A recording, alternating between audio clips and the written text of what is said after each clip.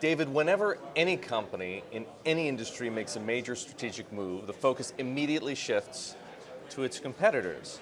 How will they respond? And so it's going to be, of course, and so it is, with CVS-Aetna. How does Cigna respond? Yeah, our strategy is quite focused. First, it's against a backdrop of we expect the environment to be dynamic. Legislative change, regulatory change, competitor change, technological change. So we say we need to be a company that thrives in a dynamic environment. Our positioning is a customer-centric position. Second, one that focuses on partnering with the healthcare professionals. And third, one that focuses on expanding choice and integration and innovation. So we'll continue on that strategy and continue on our partnering with the healthcare professionals as we drive our business on a go-forward basis. People want to know, is there any argument to be made that Cigna and Express Scripts, the last standalone PBM, would be better off together? We own and operate a captive PBM today. It's a highly integrated PBM, and the pharmacy benefit. But a small one. It is targeted.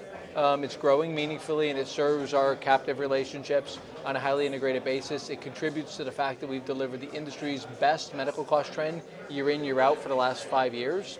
And it's an important part of our portfolio. We continue to look to expand that portfolio over time, but we like our positioning today. Independent of what you may or may not ever do with regard to another PBM, is vertical integration in healthcare, in delivery, management, payment, the future? I don't know. I don't know. Clearly it's being discussed a lot. Yes. Our view is, at a minimum, virtual vertical integration is important. So let me expand on that. Aligning the incentives and enabling the suppliers and the intermediaries to be more aligned toward joint value creation for patients or individuals. That's what we've been all about. An example. We have 500 collaborative accountable care relationships in the United States. They span 33 states. They're with physician groups, primary care physician groups, they're with multi-specialty groups, they're with integrated hospital systems. We work with them with aligned incentives, sharing information, and sharing care coordination resources, nurses, health coaches, behavioral professionals, case managers, et cetera.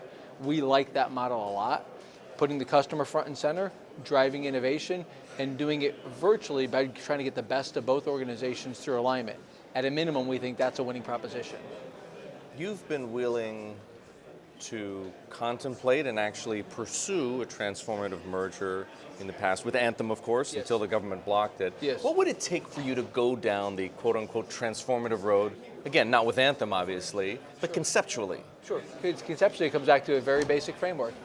Does a potential combination of opportunity create the ability to accelerate value creation for the market, deliver differentiated or better value to your customers and clients on a more sustainable basis, and as a result, continue to deliver step function differentiated value for your shareholders? So before the Anthem transaction was announced, we had delivered industry-leading shareholder return. Over the last 6 years, we delivered over 30% compounded shareholder return. That's tremendous. Double-digit top line, double-digit bottom line. But you have to be open to innovating, changing, evolving your corporation to ensure that you're able to continue to deliver that on a go-forward basis, as we're able to lay out compelling guidance for 2018 for our company. We will again grow our revenue significantly, grow our earnings per share, and invest meaningfully back in the company. You're still in litigation with Anthem? The break fee is being litigated between the two organizations. How long do you think that's going to take? Don't know. We don't preoccupy ourselves with pending litigation. Fortunately, we are a very capital healthy company. Right. We came out of this broken proposed combination with significant free cash, unprecedented leverage on our balance sheet, and importantly, a well-performing business that actually delivered in excess of 25% EPS growth in 2017 off the back of that broken transaction. Membership growth in the United States as well as outside the United States, and we poured about $750 million back into innovation within the corporation. So we're well positioned from a capital standpoint. In other words, you didn't feel like you lost a step? We were blessed with the fact that we have 43,000 colleagues that stay focused on our customers, our clients, and our partners every day to try to drive forward, who believe we're fortunate to have that opportunity to change people's lives and help them through their life and health journey. And we have 95 million customer relationships around the world. So our team blew me away with their level of focus during all these distractions on our customers. It's clear from what you say you're always contemplating opportunities. How much of a strategic imperative is M&A, large or small, today? M&A has always been one of our top three, one of our three priorities for capital deployment. Given that we have so much capital, we have enough to serve the internal needs of the company to grow and to innovate, so it pushes us to the next two, either strategic M&A or return it to our shareholders. We predominantly do that through share buyback. We bought back about $2.3 billion of our stock through the third quarter of this year. We've laid out our M&A priorities very clearly for the investment marketplace, and there's 5 priorities that we'll be disciplined with. How are you going to deploy the additional capital you get from the tax reform windfall? That's a little different question. So, because we don't view that as capital, we view that as operating returns. Okay. But we will view that as a shareholder asset like we do anything else. We'll step back and we'll look at every one of our stakeholders: a customer, a client, which is an employer, our physician partners, our community at large, our coworkers, and our shareholders, and we'll seek to make sure we invest it wisely across that group of stakeholders for sustainable value creation. It's a good problem to have. Sure, it's a really really good problem to have. have. A bunch of companies have already raised salaries for employees. Will you do that too? Well, exciting proposition. In 2017, we did something unique. We gave every employee except the executives 5 shares of Cigna stock, which was $800 or $900 of Cigna stock. We implemented a caregiver program that very few have ever contemplated, with 4 weeks of additional caregiver leave for a variety of needs, including taking care of a sick parent or otherwise, and we continue to invest in that. And we're evaluating other activities for 2018 as we speak today. David, the company you bought in December, Brighter, is a tech enabler. Made me wonder, why acquire a piece or pieces of the technology puzzle as it concerns health insurance when you could just go and buy the whole puzzle in a company like Oscar Health? Well, a variety of companies in a variety of space. So as we sit here today, we have a small venture fund within the corporation where we'll take minority interests in startups or smaller operations. They tend to be technologically positioned. Brighter Health, we got to know Brighter Health about 3 years ago as they focus on innovating digital capabilities and platforms in the dental space, and we were an early adopter and innovator with them, delivering tremendous results for both our customers and our dental partners from that standpoint. And we began to explore with them the evolution of that to the medical space.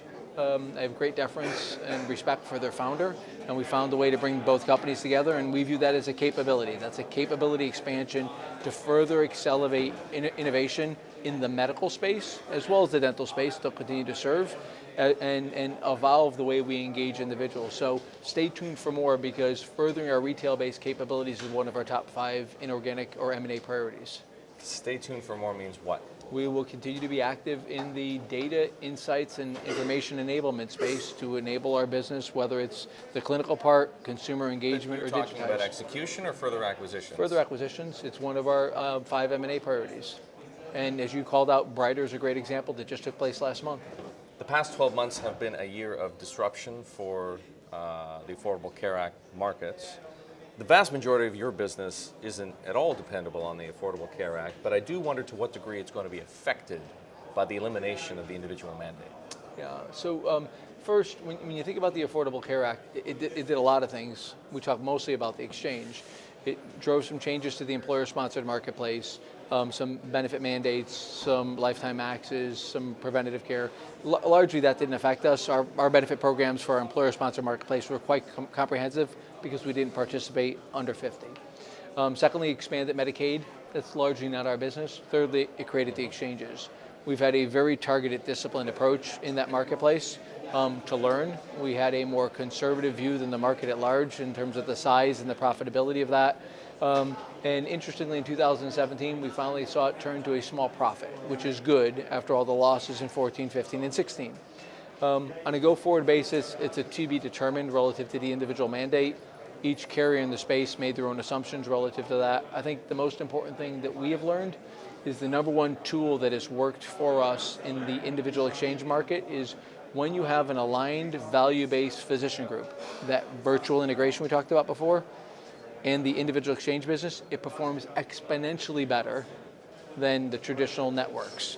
And it performs better for the individual in cost and quality, as well as for the healthcare professional.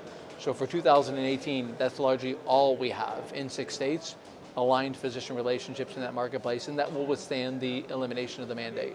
So there's no reason to re-enter any of the markets you've experimented with and subsequently exited? We'll evaluate each market annually because the laws, the regulations, the local standards continue to evolve. This presents an opportunity for us in the future. We're not dependent upon it today to deliver our growth results or our earnings results. We've positioned it as an opportunity. A question for you about Amazon. They're not presenting here at the JPMorgan Healthcare Conference, but a lot of people are talking about what they might do when they enter healthcare, specifically the wholesale and retail drug businesses. Do you see Amazon's entry as a good thing? Well, I think most people view that Amazon, if you look at the breadth of what they've done thus far, they could potentially do anything they put their minds to, from the scale and the capabilities of what Jeff has been able to build in that franchise.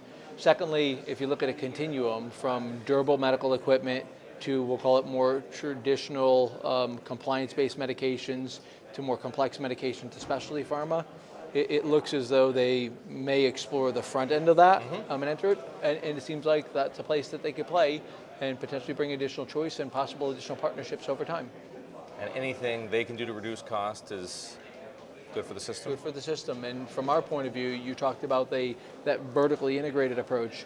We like the virtually vertically integrated approach because it creates a more open architected orientation to being in position to work with partners, vendors, suppliers, or others that could add value, as opposed to if you have a closed architected approach because you're vertically integrated, everything there is a threat, or as opposed to if you're open architected, it's an opportunity. We want to be open architected because we want an opportunity, putting that customer front and center and getting the best value for them.